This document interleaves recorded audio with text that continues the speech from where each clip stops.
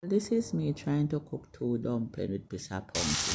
Then my ancestors come and box me in my head. And say, girl, you're not tired of the same old cooking. Why you not just put the pumpkin in the saltfish with the cucumber and make a nice little sauce. Then he say, add little curry to it, man. Backside, man. And some Maggi all-purpose and black pepper. And put some coconut milk in there. And get one nice little sauce to eat with the two dumplings. Because you don't really like the dumpling them to that. You understand? So, I just follow what my ancestors say because they know more than me. And I tell you, say, the sauce nice. And about that because you say me share out 3 dumplings, that no mean to say a 3 me eat.